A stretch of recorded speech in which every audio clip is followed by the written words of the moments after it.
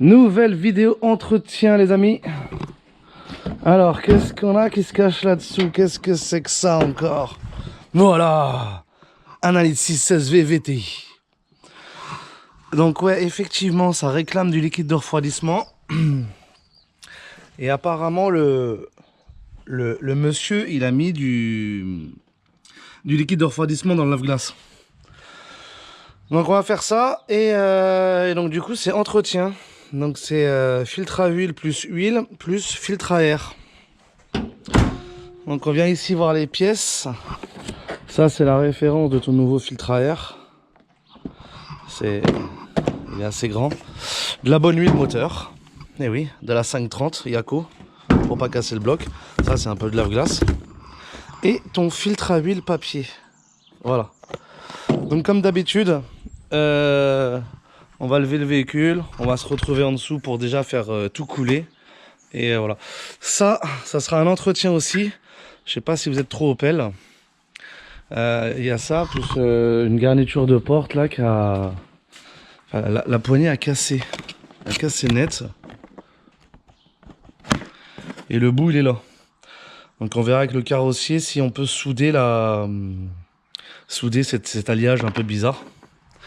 Et ici, embrayage. Voilà, voilà c'est coup sur coup embrayage. Donc je vous ferai une vidéo A à Z embrayage. Ça a l'air de vous plaire. Ce type moteur, un BNMM, voilà, c'est très bien ça. Alors c'est exactement la même chose qu'une DS3.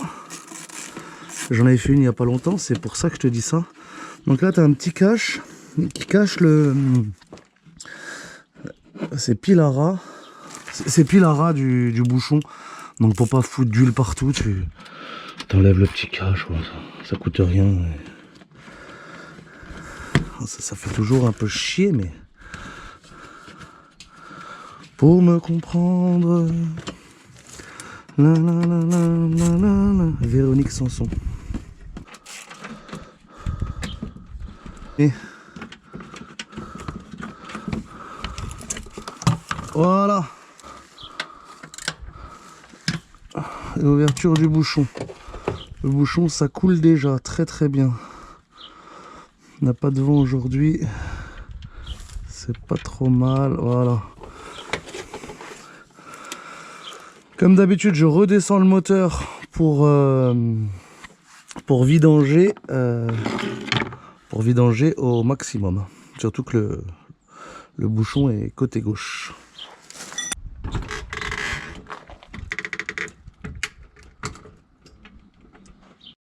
On se retrouve en haut. On va s'occuper du petit filtre à huile qui se trouve juste ici. Donc il va falloir dépioter un peu tout ce plastique.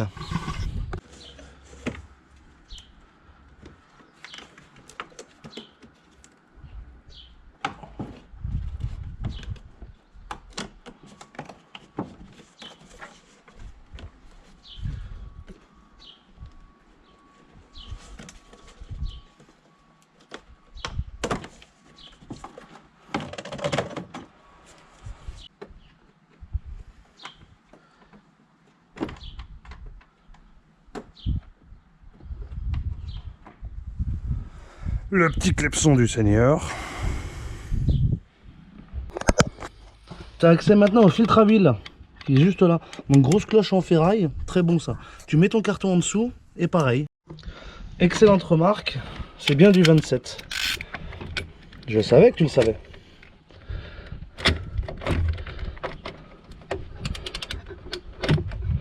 Et la cloche n'est pas en plastique en fait. Hein. Enfin, elle n'est pas en ferraille.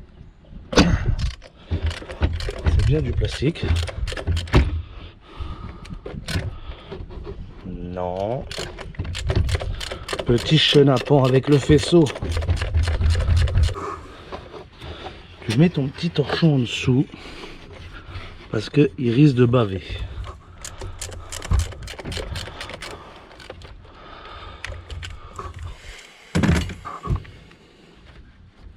Ça bave toujours de toute façon. Et là, le geste. Voilà. Putain.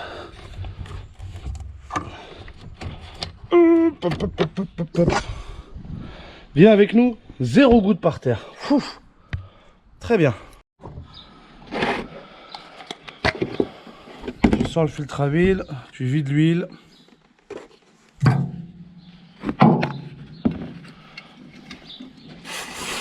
Tu nettoies ta cloche. Ici, tu viens chercher le joint de la cloche.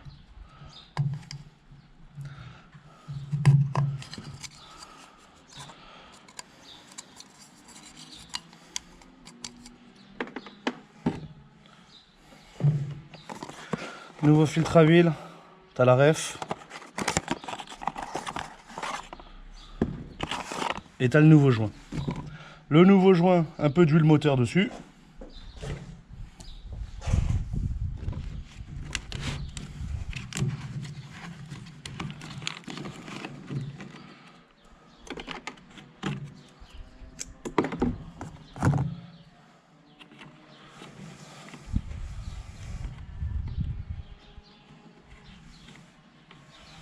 Voilà, nouveau joint que tu viens enquiller, bien gras, très bon, il faut que ça glisse à lisse.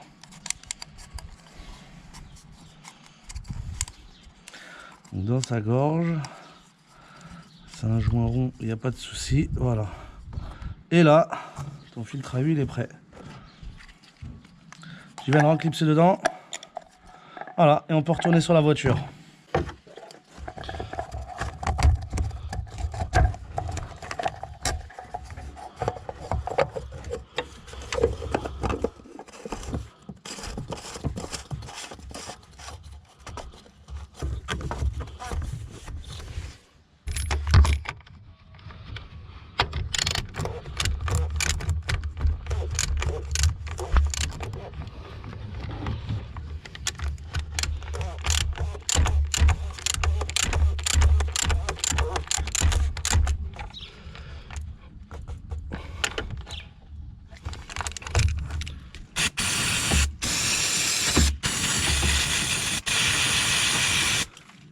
Voilà pour le filtre à huile, on va passer au filtre à air maintenant.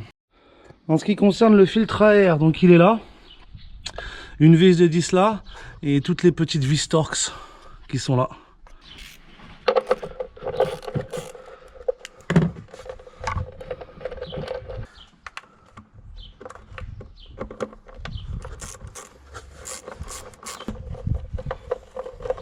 Chance.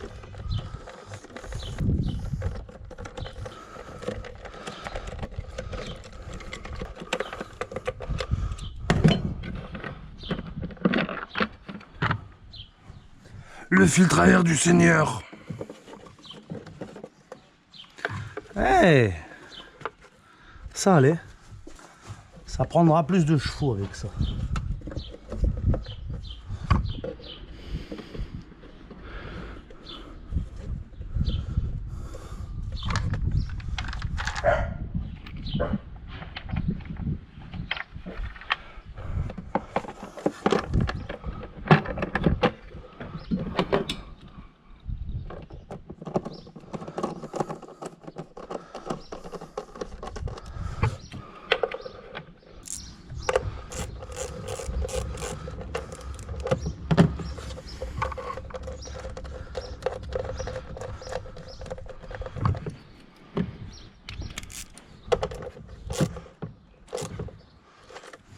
Voilà pour ce filtre à air.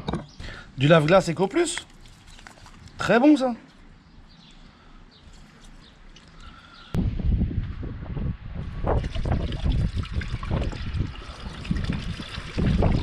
Alors pour la remise à zéro de la 207, tu viens ici, tu appuies sur le bouton là et tu mets le contact. Ça t'envoie le compte à rebours. Tu attends qu'il arrive à 0. Il t'affiche les 20 000 ou 30 000, ça dépend des modèles. Voilà. Et là, tu peux relâcher. Tu enlèves ton contact, tu appuies la clé, et là, il est reparti pour 30 000. Ah, chez Peugeot, ils sont sympas, les gars. Là, tu peux démarrer ton véhicule spatio-temporel. Et la clé de vidange n'y est plus. Tu peux envoyer du lave-glace à l'avant, à l'arrière, parce que du coup, on a remplacé le liquide de refroidissement par du lave-glace. On va s'arrêter là pour cette vidéo. Maintenant, en passant en bas, j'ai vu que le boîtier, enfin, il y a de l'eau, il y a une fuite de liquide de refroidissement. Et tu le vois là au niveau. Très bas. Et le client, il se plaint qu'il doit rajouter du liquide. Donc, certainement un boîtier d'eau de thermostat à remplacer. Dans la deuxième vidéo. Abonne-toi.